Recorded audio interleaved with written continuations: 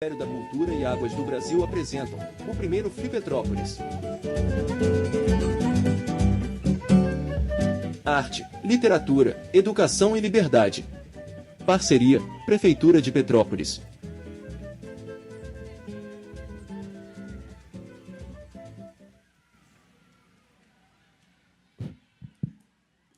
Oi, Frei. Tudo bem? Eu acho que agora é conosco, viu? Frei Beto e Tom Farias. Apresentação feita em 2 de maio no primeiro Festival Literário Internacional de Petrópolis, Flipetrópolis. Esta acontece em um palco elevado que possui 2 cadeiras intercaladas por uma mesa que carrega copos com água e livros. O fundo é composto por um grande banner estampado com o tema do primeiro Flipetrópolis e um telão que passa ao vivo a roda de conversa que também está sendo filmada. À frente é possível ver as primeiras fileiras da plateia. Os palestrantes se assentam nas cadeiras dispostas no palco. Da esquerda para a direita, a primeira pessoa sentada é Frei Beto, um senhor de cabelos curtos brancos.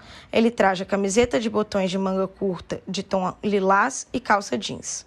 Usa óculos retangulares. A segunda e última pessoa sentada é Tom Farias, um homem negro cujos cabelos estão todos envoltos em dreads de tom castanho. Seu comprimento lhe vai até o ombro. Ele traja calça bege e blusa branca. Leva no pescoço o crachá dos participantes do evento e usa óculos retangulares de aro preto. No canto inferior direito do vídeo em questão está do início ao fim a intérprete de Libras, sendo ora uma mulher negra de cabelos ondulados e blusa preta, ora uma mulher branca com os cabelos presos e blusa preta.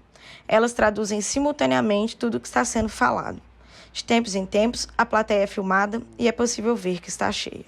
Primeiro, sim, o Frei é uma pessoa que eu vejo de tempos em tempos, então acho que a última visita nossa foi 18 ou 19, né? O lançamento de um livro seu no Rio de Janeiro, mas eu tenho sempre muita saudade de você. E eu penso que nesse mundo, nesse universo que a gente está hoje vivendo, né? Tivemos aqui com Chico Otávio e Matheus Leitão falando, né, dessa questão dos regimes totalitários, né, brasileiros, né, e como eles não só atingem a questão política necessariamente partidária ou ideológica, né, de esquerda, nesse sentido, mas como ele abarca toda um ideário de vida, né, de existência. Eu escrevi, sou colunista da Folha de São Paulo e agora com os 60 anos da ditadura eu escrevi um texto sobre a minha prisão aos 15 anos de idade, sendo acusado de comunista perigoso, subversivo. E até provar o contrário, eu apanhei muito, né, pelo regime militar.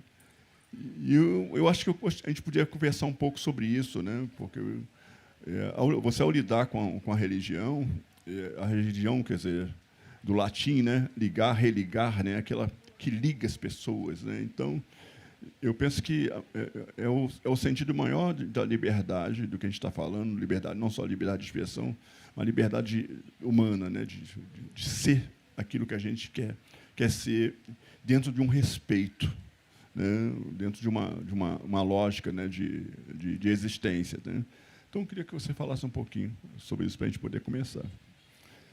Bem, eu queria agradecer também ao Afonso Borges, né, pelo convite que fez para participar dessa primeira feira, a Flipetrópolis, e fico muito feliz com esse convite e essa parceria com Tom Farias. Avisar a todos que alguns dos meus livros estão aqui nessa sala, ali no fundo. Ainda que você não leve o livro, você pode levar o folheto com a relação de livros, comprá-los mais barato e recebê-los em casa pelo correio. Ele fala alguns, mas assim, é uma mesa inteira, sabe? São centenas de livros. Tá igual alguém que conheço aqui na minha frente, que é não, mas Leonardo. O Boff, ele ganha de mim muito, né? Ele já passou de 100 livros. Ele não tem o que fazer na vida, então fica só escrevendo, é isso.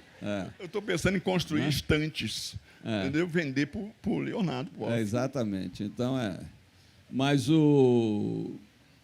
nessa questão da religião, eu queria anunciar 2 livros que eu estou lançando, são mais recentes, o Jesus Militante e o Jesus Rebelde. Por causa dessa onda fundamentalista, tanto do lado católico quanto do lado evangélico, e como a única ponte de diálogo, às vezes difícil, com esses fundamentalistas é o texto bíblico, eu me entreguei, nesses últimos anos, a uma releitura dos evangelhos. E já produzi o primeiro livro, que é o Evangelho de Marcos, que, historicamente, é o primeiro dos 4 evangelhos a ser escrito, o que está mais perto do Jesus histórico, o Jesus militante. Agora eu terminei o Jesus Rebelde, que trata do Evangelho de Lucas, ou melhor, do Evangelho de Mateus, e estou trabalhando no Evangelho de Lucas e no Evangelho de João. Então, fazendo uma tetralogia para poder mostrar uma ótica de Jesus que realmente está muito deturpada por uma certa espiritualidade neoliberal, espiritualidade beata, uma espiritualidade evasiva que transforma Jesus num mito que não tem nada a ver com a nossa realidade, a nossa vida cotidiana e, sobretudo, a nossa atuação em prol da justiça e dos direitos humanos. Bem, o batismo de sangue... Obrigado.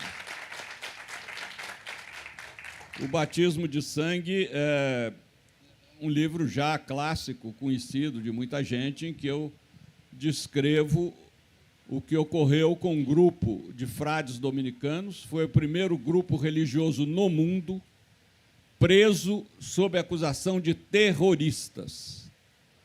E esse ano eu lembro que nós estamos completando 60 anos do golpe militar de 64 e 50 anos do martírio de Frei Tito de Alencar Lima, cuja tortura eu descrevo em detalhes nesse livro. Na verdade, o relato de tortura foi escrito pelo próprio Tito e eu transcrevo no Batismo de Sangue.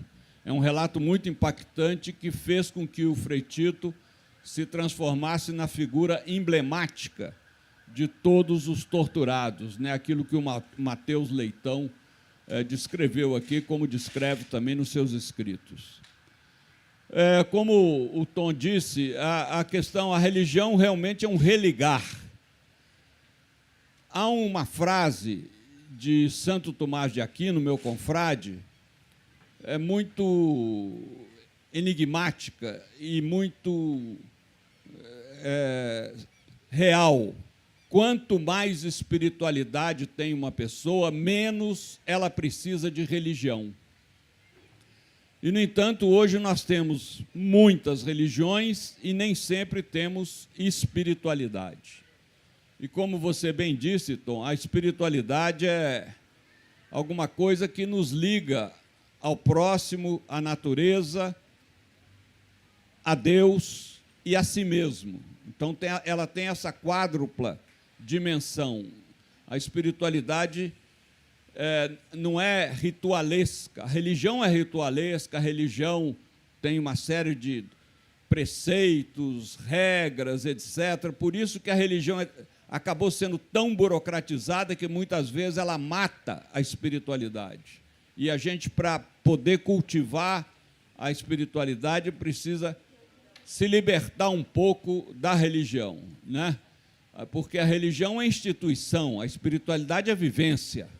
A religião é todo um corpo burocrático, a espiritualidade é atuação amorosa, militante, é outra dimensão, e as religiões deveriam ser fonte de espiritualidade. Mas eu devolvo a pergunta em outro sentido. Como é que você começou a ser escritor? Escritor, muita gente é. O que é difícil no Brasil é virar autor. Então, conta para a gente, como é que você se descobriu escritor e como é que você virou autor? 2 horas, né, para responder, não é isso? Então, vamos lá. É imersão, né? Seja sucinto, é ótimo, né? Bom, o meu detalhe é que eu comecei a escrever muito cedo, muito menino. E estreiei no jornalismo com 14 anos, né? Não devo ser exatamente perfeito, mas eu tive um processo de perder meu pai muito cedo, com 10 anos, e aos 11, uma insônia crônica, de recorde de 4 dias sem dormir, que era basicamente normal, mas sem sentir nada no corpo, nada disso. E meu pai me deixou muitos livros, né? Meu pai era um servidor público, me deixou muitos livros, toda a coleção do Machado, toda a coleção do Lima Barreto, os livros de Zé Alencar, a Raul Pompeia, todos esses livros tinha em casa. Os Lusíadas, que agora, né, Camões fazendo 500 anos agora de morto, né? Ele e o Shakespeare. E aí, como não tinha alternativa, eu ia ler.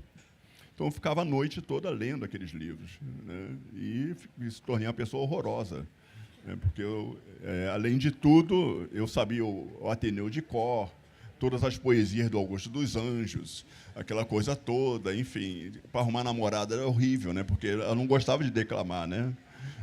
Augusto dos Anjos, né? Então eu queria Álvares de Azevedo, eu queria o Castro Alves, né? Então eu, como não tinha acesso, digamos, a outro meio, eu comecei a escrever diários. Então fazia processo de diário. Há uns 10 anos achei 4 desses meus diários, né? Estão guardados no cofre.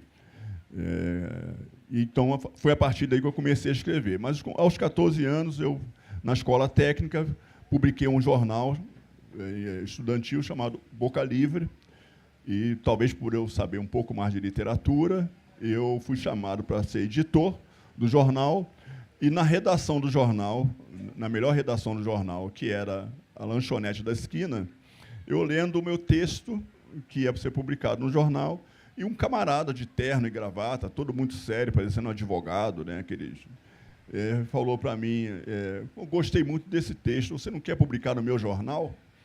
E nós decidimos, na hora, entregar o texto para ele, chamava Consciência, o texto. Devia ser esses arrobos juvenis, né, sobre liberdade, essas coisas todas. E eu entreguei o texto para ele, ele falou assim, daqui a uma semana vai ser publicado, está aqui meu cartão, passa lá na redação e apanha o teu exemplar. Eu fui buscar o exemplar. Eu fui lá, olhei o texto, do lado do editorial, o texto. Falei, caramba. E quando eu fui embora, ele falou assim, não, passa ali na tesouraria. Fui lá na tesouraria, me fizeram assinar um recibo, me pagaram. Falei, que excelente, gente. Está melhor do que o Boca Livre, né? Da escola. Então, foi a partir daí que eu fiquei com essa coisa da literatura, mas como eu era muito leitor, né, eu me enveredei muito nessa coisa da literatura. E como eu fui preso aos 15 anos, morava no Realengo, ou seja, a Vila Militar, né, o Figueiredo passava na minha porta de cavalo, porque ele fazia equitação na escola de Realengo. Ele passava lá, o Figueiredo. E essa paura causada pela tortura, né, que a gente sofre muito, né, na prisão, tem gente que quer ditadura de volta, mas, enfim, o processo é muito, muito violento, né, porque com 15 anos eu era dado como comunista perigosíssimo, né, e só foi provado em contrário quando eles abriram a mochila da escola, porque eu estava uniformizado, da escola ainda, uniformizado, e encontraram o livro chamado A Mãe, de Máximo Gorki.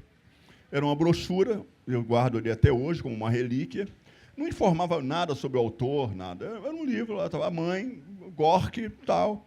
E alguém, que eu não me lembro quem diz assim, esse neguinho aí não deve saber porcaria nenhuma mesmo, negócio de comunista.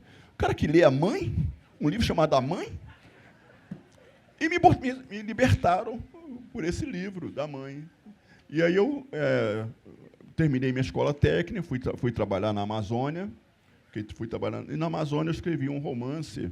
Eu já tinha escrito na escola, aos 13 anos, uma peça chamada A Morte da Maria Barata, com João Bezerra. Por isso, o padre mandou me confessar, né, porque aquilo não era coisa de Deus, um jovem deste, né? E, então, na Amazônia, eu escrevi um romance chamado Marabá. Tinha mais ou menos 17 anos quando eu escrevi esse romance. E daí eu não parei mais com leituras, né? Tenho 18 livros publicados, 6 prêmios literários, enfim. Só não vendo o livro como Frei Beto, mas, enfim, mas vou chegar lá.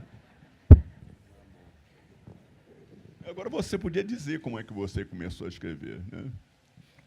Bem, na verdade, é uma questão genética, né? Meu pai escrevia, minha mãe escrevia, a casa tinha 8 filhos e não havia um cômodo para virar biblioteca, então todos os cômodos eram biblioteca, né? De culinária, a cozinha especialmente, porque a literatura da minha mãe é toda de culinária.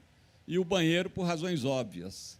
De modo que eu cresci nesse ambiente muito literário. Meu pai tinha 2 manias, padaria e livraria. Ele comprava muito mais livros do que conseguia ler. É o meu caso também, né? Eu já li quase todos os meus livros, né? Que é o caso do Leonardo também. Enfim, e isso me empolgou muito. Mas, para quem tem criança em casa, o neto, esse episódio é muito importante. Eu tinha 8 anos de idade, estava no primário, e, naquela época, as redações tinham um belíssimo nome de composições. Até hoje, quando eu escrevo à mão, mas quando eu passo para o computador, me sinto no piano, né? Composição. Não sei por que tiraram essa terminologia. E a dona Dercy, que me alfabetizou, entrou em classe e começou a criticar todas as redações dos alunos e deixou a minha por último. E disse para a classe: vocês deviam fazer como Carlos Alberto. Ele não pede aos pais para escrever para ele, ele mesmo escreve o texto. Meu ego bateu lá em cima. E depois, no primeiro ano de ginásio, né, hoje ensino fundamental, o professor de português me esperou terminar a aula, ele me chamou e disse: você só não será escritor se não quiser. Só que eu não tinha nenhuma pretensão de ser escritor, achava que, bem, começa que escritor muito prestigiado aqui no Brasil é chamado de imortal, né? Depois eu fiquei sabendo por quê, porque a maioria sobrevive à própria obra, né? Então é por isso. Mas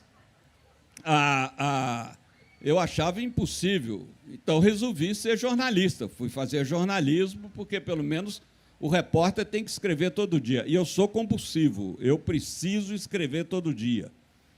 Senão me sinto tão mal como passar o dia sem tomar banho, sem me alimentar, sem dormir. Eu não me sinto bem. Por isso que produzo muito. E com isso, acabei virando, né, escritor, como o Tom, começou muito cedo, né, ainda na adolescência. Eu também escrevia muita crônica, fazia alguns poemas, tudo porcaria. Agora, o fato é que quem me tornou autor foram os generais brasileiros, porque eu estava preso, escrevia cartas para familiares, amigos. Muitas delas saíram clandestinamente, porque eram cartas de denúncia do sistema carcerário da ditadura. Elas estão todas hoje publicadas num livro que está aí no fundo, Cartas da Prisão. E uma escritora amiga, famosa hoje, porque é muito premiada, a Maria Valéria Rezende, ela reuniu essas cartas aqui fora, mandou para a Itália, e lá na Itália elas foram publicadas quando ainda faltavam 2 anos para eu sair da prisão. Eu fiquei 4 anos, de 69 a 73, elas foram publicadas na Itália em 71. E depois republicadas em vários países na Itália. Só saíram aqui no Brasil depois que eu saí da prisão, em 74. E então, a partir daí, eu comecei também a produzir livros. Um negócio curioso, havia muita censura no cárcere da entrada de livros. A gente recebia, os livros eram entregues à carceragem, a gente recebia a lista dos títulos e depois, quando eles chegavam na cela, a gente conferia quais que entraram, quais que não entraram. Inclusive, eu terminei o curso de teologia no cárcere, então eu recebia muitos livros do curso.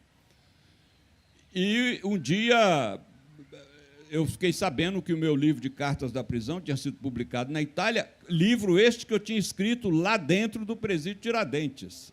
Mas a censura do presídio não permitiu que o exemplar entrasse. Né? Embora eu tivesse escrito lá dentro, o exemplar não pôde entrar. Acabou entrando de contrabando. Uma enfermeira do presídio, né, teve a generosidade de se arriscar para que eu recebesse um exemplar. Mas, para vocês verem o nível da censura, um dia, conferindo a lista, faltava um livro, eu chamei lá o carcereiro censor, falei, olha, fulano, está faltando um livro. Ele falou, eu sei, esse não entra de jeito, mas por que não entra? Livro que fala de Cuba não pode entrar. O livro chamava-se O Cubismo. Vai você. A mãe, o cubismo, a gente vê o nível, né? É o nível, né? E hoje as prisões estão muito mais intelectualizadas. Tem até agora, né, a Academia Brasileira do Cárcere, né? O Marcinho VP é o Machado de Assis, né, do sistema presidiário hoje, né? Então, quanta mudança, né? E quanta coisa em comum você vê que, né, dois ex-presidiários aqui, né, não devemos ser boa coisa na vida, cuidado com a gente, cuidado com as selfies que vocês tirem conosco, né? E como os caminhos, né, eles são, de uma maneira ou de outra, né, ditado, né, por uma... Parece que a gente vai por uma questão de um imã, né, pisando esses caminhos, né? Ninguém queria se tornar o que... A gente não tinha a menor ideia, né, porque uma família, no meu caso, né, uma família com poucos estudos, depois eu fui fazer a minha árvore genealógica, descobri em 1800 e pouco um parente poeta, né, em São Paulo, mas, enfim. Mas, assim, é inverossímil, né, quase não acreditar que isto realmente ocorre. Mas as coisas ocorrem, né? Quer dizer, a vida é uma surpresa muito grande, por isso que é muito bonito viver. E eu falo isso porque eu procuro transcrever, trazer para essa realidade desses experimentos todos, né, o que eu escrevo, e tornar isso cada vez mais verdade, né? Pode não ser verdade. Esse romance aqui, o Toda a Fúria, né, uma coisa completamente... Eu tenho 3 romances publicados com esse. É uma coisa muito atípica, né? Então, ele é uma história de um ambiente que eu conheço, que é o subúrbio do Rio de Janeiro, né? E eu conto a história de uma família completamente desestruturada, onde um jovem, né, o único caminho que ele tem é o mundo do crime. É o único lugar que vai acolher. Os jovens no Rio de Janeiro, no Brasil, eles só têm apelido, eles não têm nome, eles não têm família. Ninguém conhece a história do outro lado desses jovens. Você só conhece a história da repressão, né? A gente vê a praia de Copacabana, né, policial correndo atrás de jovem, prendendo, aquela coisa toda. Mas ninguém se preocupa a saber o que esse jovem está aqui. O que eles querem? Eles não estão roubando joalherias, para anéis, relógios de valor. Eles vão ali, bate carteira, vão parar no quiosque e vão pedir um hambúrguer, vão pedir uma Coca-Cola, é isso que eles fazem. E aí eu resolvi contar a história inversa. Botar a história desse jovem a público. Como é que ele é? Que sentimento que ele tem? Né? Como é que é a existência dele? E as pessoas ficam... Você viveu isto? A primeira pergunta é essa, se eu vivi isto, né? Conheceu alguém? Né? Eu falei, não conheci ninguém. Mas a verossimilhança da coisa é de trás. Quer dizer, alguém pode dizer que não, esse cara não escreveu essas cartas da prisão, né? Primeiro, como é que ia escrever carta na prisão? Não tem papel, nada disso. Mas isso também transpassa naquilo que a gente acredita, né? Ou seja, naquilo que a gente escreve. Você acreditar naquilo que você escreve, confiar naquilo que você escreve. E eu acho que é isso que faz com que a nossa literatura chegue a alguém, toque em alguém, né? Eu fiz a biografia da Carolina Maria de Jesus, e a Carolina é uma mineira que nasceu em Sacramento, e uma vida toda forjada na escravidão, família basicamente analfabeta, e ela só teve primeiro e segundo ano de ensino fundamental. Mas se apaixonou tão grande pela literatura que ela nunca deixou, Frei, de escrever e de ler. Nunca. Era uma obsessão da Carolina escrever e ler. E um belo dia, um grande camarada, que eu admiro muito, que é o Audálio Dantas, né, um grande jornalista, resolveu tomar pulso e publicou o Diário da Carolina, esses escritos dela, que saiu no livro Quarto de Despejo. Né? A Carolina se tornou uma pessoa tão famosa. Né? Primeiro, ela foi lida de John Kennedy a Papa, para começar. Foi best-seller em 11 países ao mesmo tempo. Né? 11 países ao mesmo tempo. E ela gerou tudo isso dentro de um barraco que era menor do que esse palco, onde lidava com 3 filhos, sem nenhum tipo de infraestrutura, energia, água, nada disso, e saiu dali para o mundo. Como é que vai imaginar que uma pessoa, né, numa condição social e cultural dessa, consiga atingir? É aquilo que a Clarice Lispector falou sobre ela. Né? Você escreve a verdade. Então, acho que esse é o pressuposto. Né?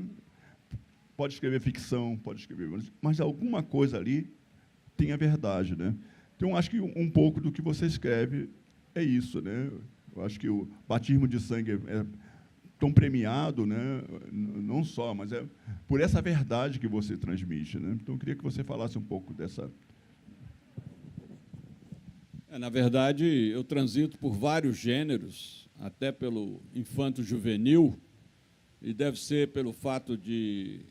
Eu tenho uma família muito grande, eu tenho 16 sobrinhos e 24 sobrinhos netos, fora os que vão nascer por aí.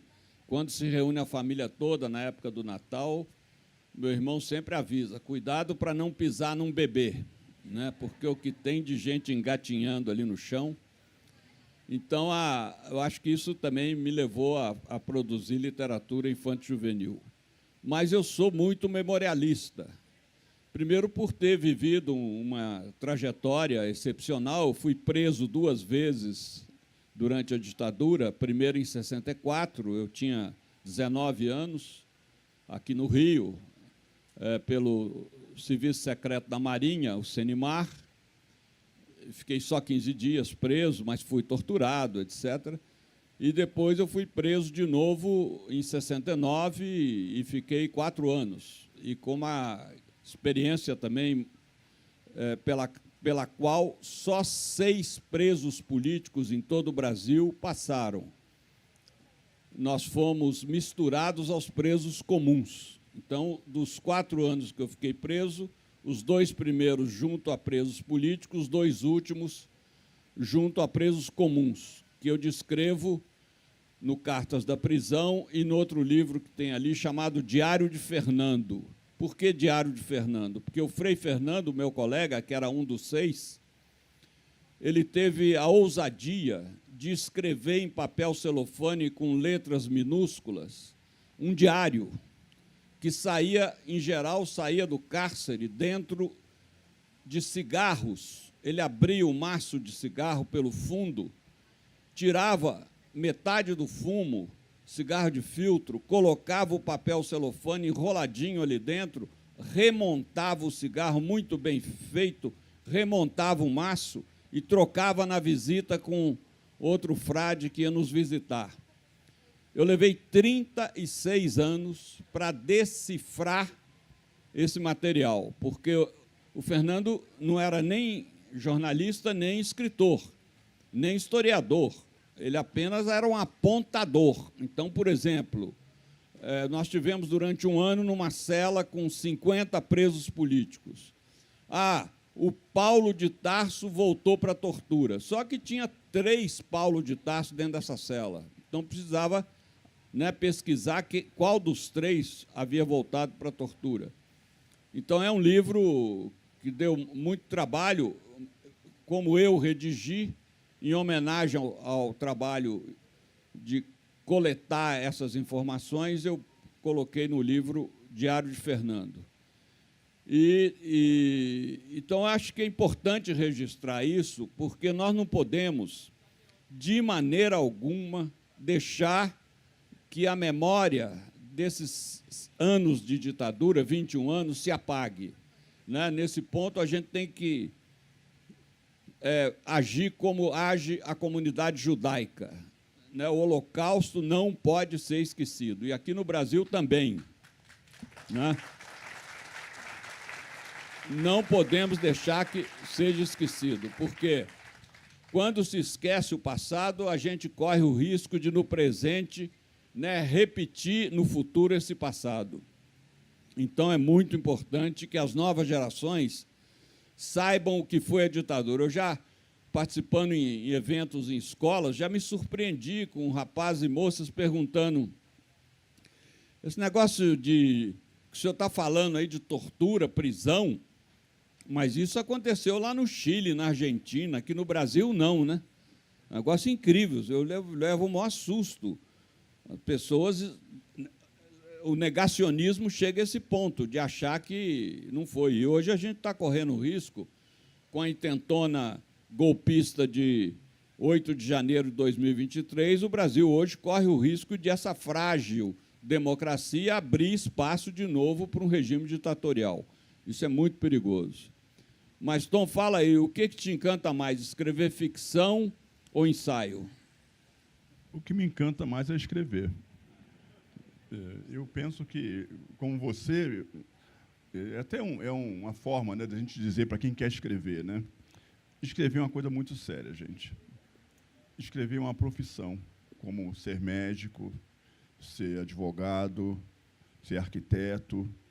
Então, se você não está preparado para ser médico, advogado, e não está preparado para ser escritor, faça outra coisa, porque é muito importante. Né? Eu recebi agora a edição facsimilar dos Lusíadas, e aí fiquei pensando, olhando aquela edição, né? Falei, como esse livro durou tanto tempo e continua tão forte e pujante, mudando, né? Pensamentos, influenciando, inspirando pessoas, né? Então, esses livros aqui, daqui a, sei lá, 400 anos, podem virar uma edição dessa na mão de alguém que a gente não tenha a menor ideia.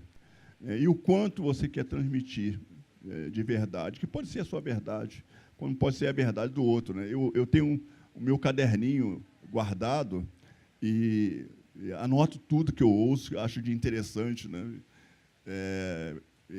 Que possa se transformar, porque a vida é história pura, né? Todo mundo conta uma história, né? Você viu fulana, né? Aí você imagina essa frase, né? Você viu fulana, ela pode virar uma história a partir de você viu fulana. Aí você cria, bota a roupa em fulana, bota o cabelo, cria um hábito para fulana, dá filhos para fulana, dá netos para fulana, transforma a fulana em cozinheira, né, arquiteta, em médica, em terrorista. Então, você pode transformar a fulana em qualquer tipo de coisa. Né? E, no final, a fulana pode ser fulano, pode ter enganado todo mundo.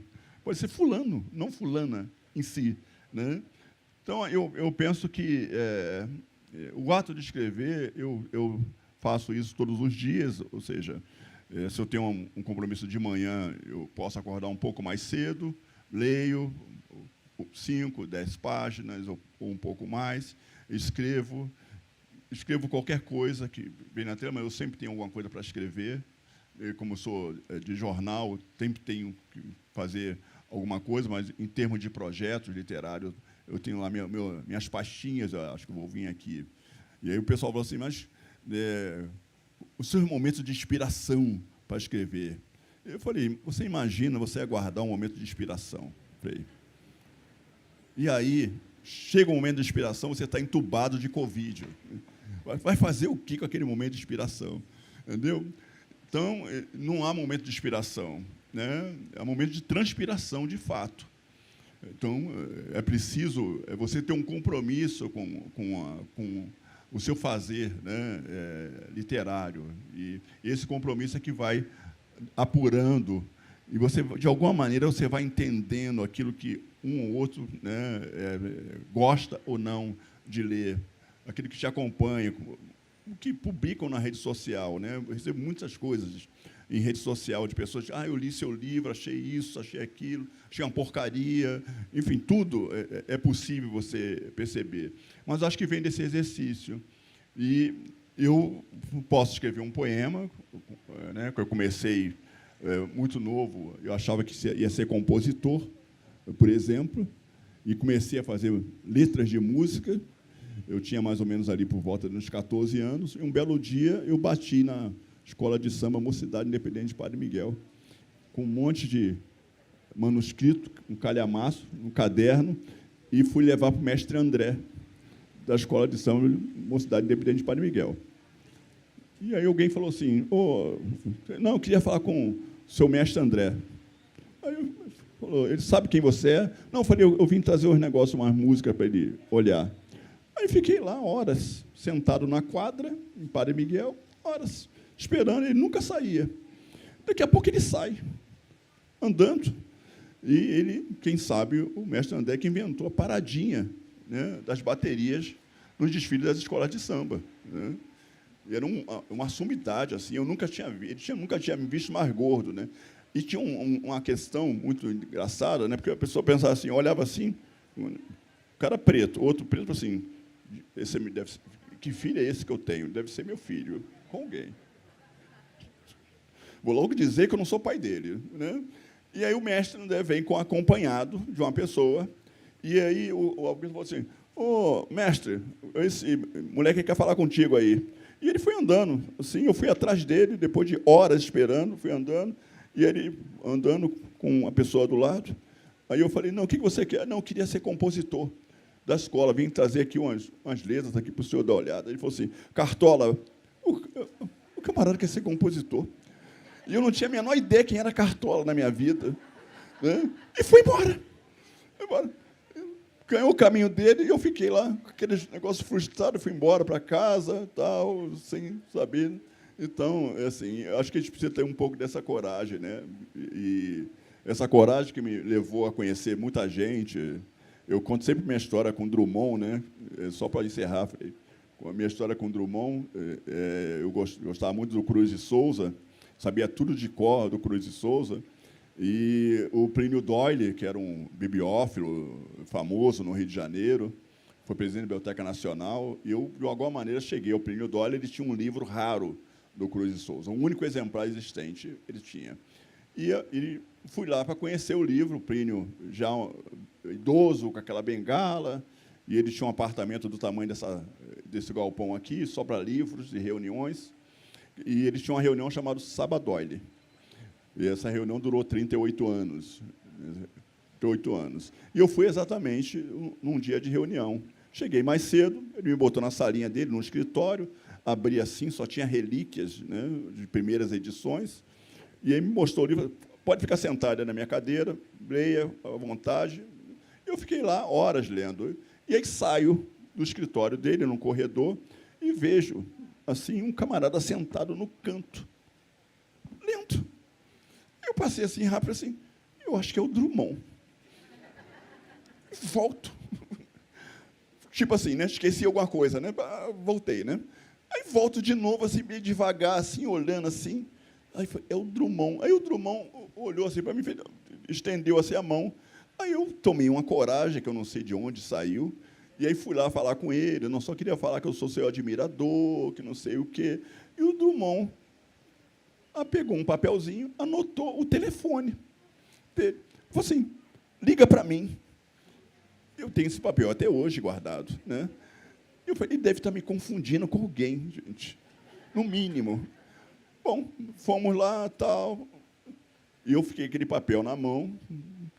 2 semanas depois, eu peguei, me encorajei, comprei um monte de fichas, quase um saco de fichas, porque ele deve falar muito, né? Fui para um orelhão, no centro do Rio de Janeiro, no Largo da Carioca, do Rio de Janeiro, e botei a ficha lá, tocou. Aí atendeu uma senhora, que é a dona Dolores. Alô, eu gostaria de falar com o senhor Carlos Drummond de Andrade. Ah, é? Quem é você? Eu falei para ela. Ele lhe conhece? Eu falei, sim, ele mandou ligar para ele. Aí atendeu. Falou, oi, achei que você não fosse mais ligar para mim. Eu falei, caramba, gente. Para piorar, ele falou assim, anota meu endereço. Eu falei, anota o endereço na orelhão. E quando eu olhei assim para trás, tinha umas 4 pessoas assim. Aí eu botei a mão no fone. Alguém tem papel aí lá? As pessoas com aquela cara invocada assim, não. Aí eu falei, caramba, ninguém tem papel. Aí eu olhei assim, tinha uma lanchonete na esquina, né? Não teve jeito, né? Aí falei, seu Carlos, eu estou procurando aqui o papel, espera um instantinho só. Aí botei coisa lá, corri para convencer o garçom atendente a me prestar o papel. Nossa, aqui é para me anotar pedido, né? Eu falei, rápido. Aí fui lá, né? Rua Conselheiro Lafayette, número 60, tal, que não sei o quê. Pronto. Aí fui à casa do Drummond. Chego lá, na casa do Drummond, todo suado. Aí a dona Dolores olha assim, primeiro o porteiro, né? Seu João. Olhou para mim assim. Tudo bem. Aí, chego à porta, a dona Dolores olha assim, de onde, pensando, né? Ela não falou, né? Mas assim, de onde meu marido arruma essas amizades, gente? E eu sentava com o Drummond, ficava fazendo um monte de perguntas malucas para ele, entendeu? Por que ele não escrevia romance, por que ele não ia para a Academia Brasileira de Letras. E depois passamos a nos corresponder, trocar cartas com o Drummond. Né? Então, se vem dessa coisa que a gente não sabe de onde sai. Né? Então, essa coragem sua na prisão, né? Com todos os riscos. Né? Meu amigo, que você conheceu, Joel Rufino dos Santos, também preso, político, escreveu para o filho, porque não queria saber que o filho pequeno soubesse que ele estava preso. Né? E ele começou a escrever cartas para o filho, tipo, né, que eu estou viajando, vou não sei aonde, estou voltando, tal. E quando ele voltou, ele contou uma outra realidade, um filho enorme, grande. Né? E ele escreveu um livro, republicou as cartas com um livro. Quando eu voltei, tive uma surpresa, né, que é um livro muito belo do Joel Rufino. Então, acho que é essa coragem toda nossa. Né? Fique à vontade.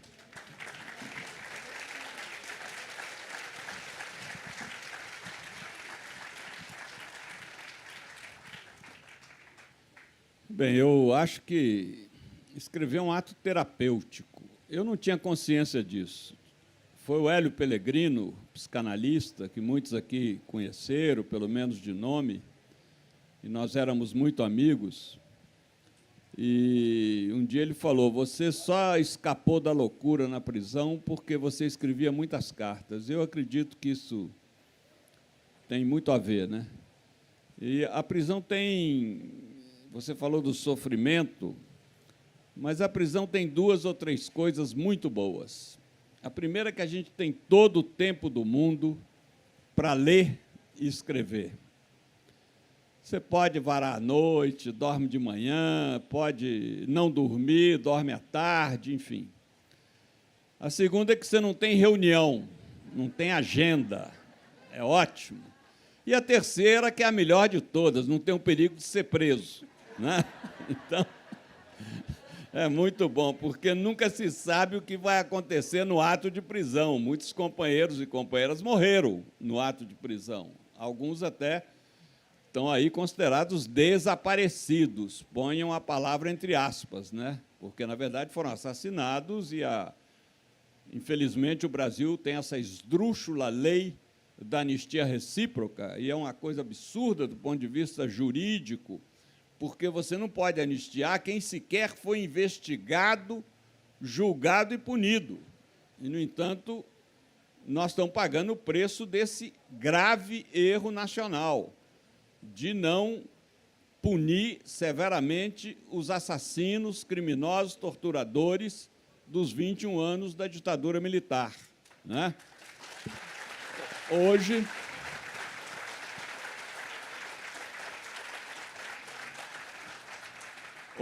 as Forças Armadas no Chile, na Argentina e no Uruguai, elas sabem que tem que ficar nos seus quartéis. A nossa não. A nossa se imbuiu de que ela é o poder tutelador da nação. Moderador. Não, mais do que moderador. Além de moderador, é tutelador. Cabe a eles tutelarem a nação, a democracia. Eles pensam que estão acima dos partidos políticos, acima das instituições democráticas e, portanto, podem intervir quando bem querem na vida nacional. E isso vai ser muito, muito difícil de extirpar. E o resultado é o 8 de janeiro do ano passado. Então, eu creio que esses registros são muito importantes, sabe? A gente tem que, na literatura, registrar a história, né, da nossa contemporaneidade, aquilo que a gente viveu. Por exemplo, quando você fala da obra da Carolina Maria de Jesus, o meu amigo, seu amigo também, Audálio Dantas, tanto sofreu por ter permitido que aquele diário se transformasse numa obra de alcance e qualidade universais, sofreu injustamente, porque o Audálio foi absolutamente correto, era uma pessoa muito ética, mas as más línguas o acusam de ter explorado, de ter ficado rico no lugar da Carolina e não sei o quê, enfim, muito complicada essa história. Não vou entrar nisso. O fato é que a Carolina registrou o seu tempo, o seu momento e aquela história do Tolstói, né? Você quer falar do mundo? Fale da sua aldeia. Ou seja, quanto mais a gente descreve uma particularidade, isso se transforma numa universalidade. Então, a identificação que o leitor faz com particularidades, tanto que até hoje a gente usa expressões curiosas na língua que tem a ver com o quê? Com a literatura. Não, é uma situação kafkiana, né? Quantas vezes a gente usa essa expressão? É uma situação complicada. Por quê? Porque a obra do Kafka é uma obra, né, cheia de mistérios, de reticências, de surpresas, e então aquilo realmente é uma obra muito crítica. A figura do pai dele, né? Quem conhece a biografia do Kafka sabe que toda a obra reflete a tensão permanente entre ele e o pai, que nunca o aceitou como ele era, e muito menos ele aceitava o pai como o pai era, e ele, então, transfere isso também para as instituições públicas, né, como o caso do processo. E outras expressões que a gente tem essa situação é quixotesca, né? Então, é do Miguel de Cervantes, o Dom Quixote, aquela epopeia maravilhosa que ele descreve e que inaugura o romance moderno. É uma coisa impressionante como o Dom Quixote é um livro, quem não leu tem que ler, não dá para deixar de ler antes de morrer, embora eu comparta com o Jorge Luis Borges, que dizia que o céu, se é que existe, porque ele era completamente ateu, só pode ser uma vasta biblioteca, né? E eu espero, porque aí nós teremos toda a eternidade para ler o que não conseguimos ler, né? E, no caso do Leonardo, para escrever o que a gente não conseguiu escrever. Então, podemos, né? Eu acredito que se escreva lá no céu, como o Chico Xavier acreditava piamente. E eu confesso uma coisa, eu conheci o Chico, tenho o maior respeito pelo Chico Xavier, tenho o maior respeito pela literatura psicografada que ele produziu e fico impressionado. Por quê? Porque, por mais que os biógrafos investigam, ninguém encontrou na casa... Por exemplo, o livro dele sobre o apóstolo Paulo. Eu conheço em detalhes a vida de São Paulo, porque eu tinha essa pretensão de fazer também um livro, como eu fiz o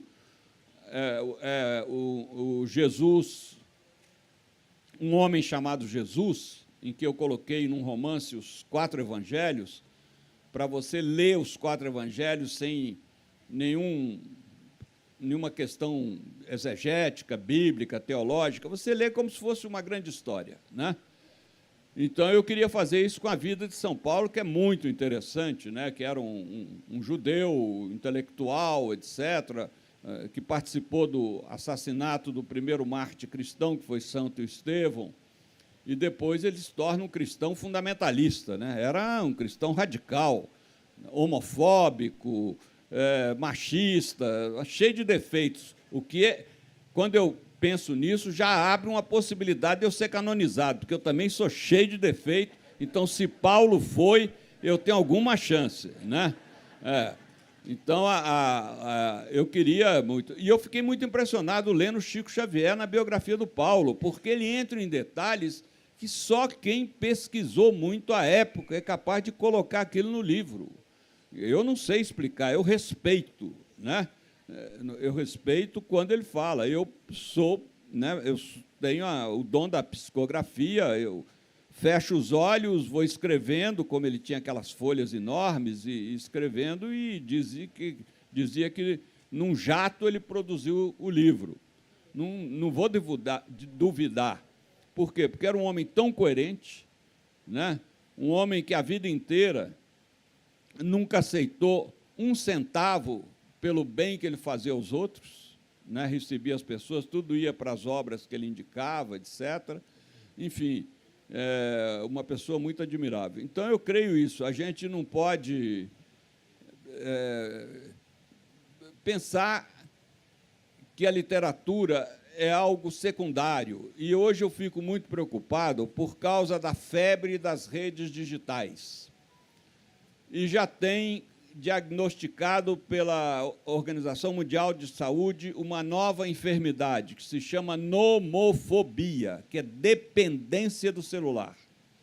Se você quer saber se você tem nomofobia, é muito simples o diagnóstico. Se você não desliga o seu celular quando vai dormir, é porque você já tem nomofobia, sabe? Ou seja, você não consegue E quando desligar... dorme com o celular? Hein? E quando dorme com o celular? É o quê? Não, pode dormir com o celular, mas desligado, né? Não tem problema nenhum, dormir com o celular debaixo do travesseiro, do lado, mas desligado. Porque o fato da pessoa não conseguir se desconectar já é uma forma de adição química do cérebro, né? Como tem a cocaína, etc., a pessoa está... E isso está trazendo um grande problema para crianças e jovens, que eles estão deixando de ler. E deixando de ler, eles estão deixando de ter vocabulário e pensamento reflexivo e crítico. Por isso que eu fico surpreso a quantidade de jovens de direita que tem por aí. Na minha época, isso não havia, né? Não havia. Juventude, né, como diz a Gal Costa muito bem, não acredita em ninguém com mais de 30 anos. Por quê? Porque todos os revolucionários que nós conhecemos começaram a sua militância antes dos 30 anos. É na juventude. E hoje a gente tem uma juventude acomodada. Eu estou indignado por que a UNE desapareceu. Não vemos nenhuma manifestação em defesa dos palestinos, como a gente está vendo na televisão no mundo inteiro, menos aqui. Não vemos nenhuma manifestação, sabe? Acontecem atos atrozes de racismo, de xenofobia, de feminicídio, e ninguém fica indignado, ninguém vai para a rua, ninguém se manifesta. Isso é muito grave. Nós estamos sendo uma sociedade que está correndo sério risco de domesticação, seja pela direita, seja pelas big techs, pelas grandes plataformas. A gente precisa abrir o olho e tomar muito cuidado com isso. Está na hora da gente começar a despedir. Avisaram aqui. Faltam 5 minutos. É muito tempo. Para não invadir a mesa seguinte. É muito tempo, 5 minutos. Dá para a gente falar muito ainda aqui, né? Mas, assim, agradecer imensamente ao Frei por estar aqui, essa vida corrida que ele tem. Ele está correndo agora para escrever, né? Está escrevendo. Por isso que ele vai embora daqui a pouco. Mas eu queria só deixar um registro do Chico Xavier. Eu estava em Florianópolis, e jovem jornalista, e aí soubemos que o Chico Xavier estava lá. Tinha um galpão mais ou menos igual a esse aqui, uma tenda.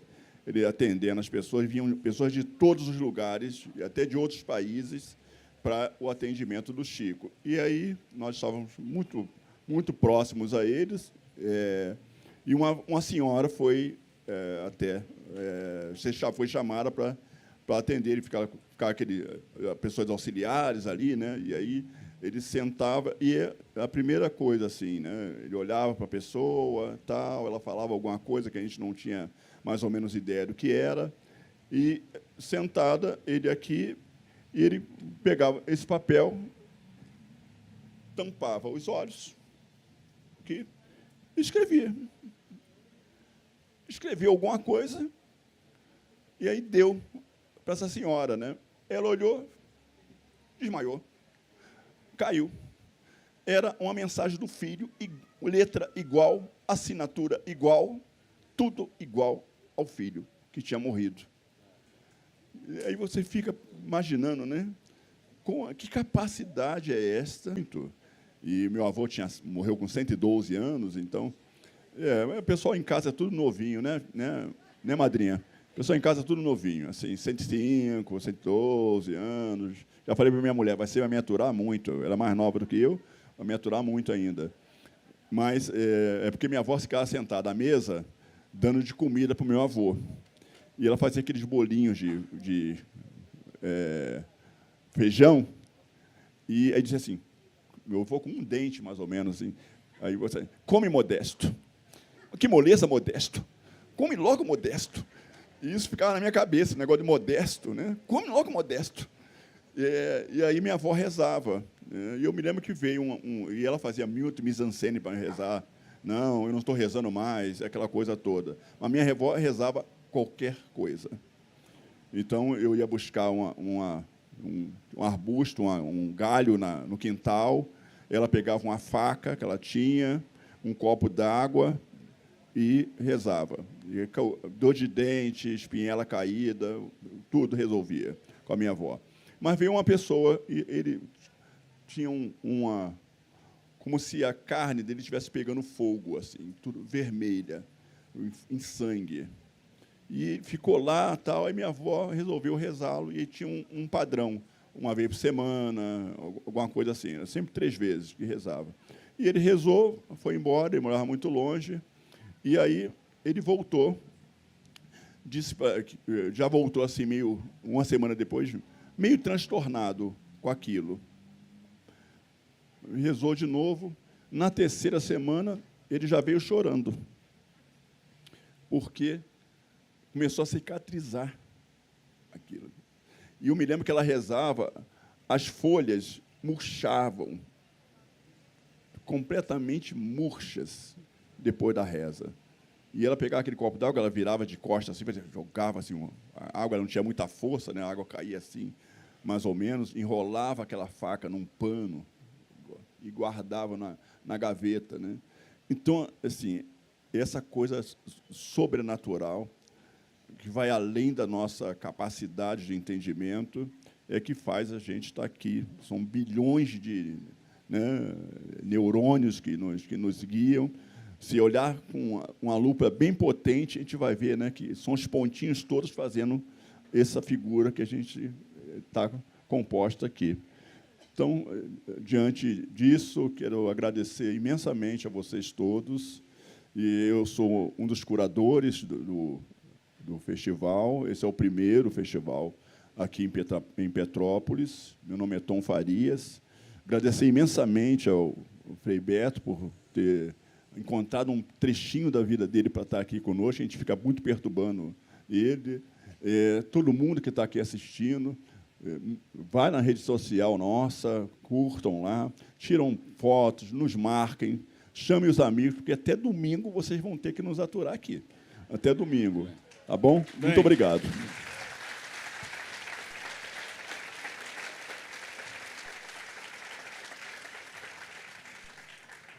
Faço minhas as palavras do Tom Faria, porque eu não quero interferir na próxima mesa, ser bastante pontual.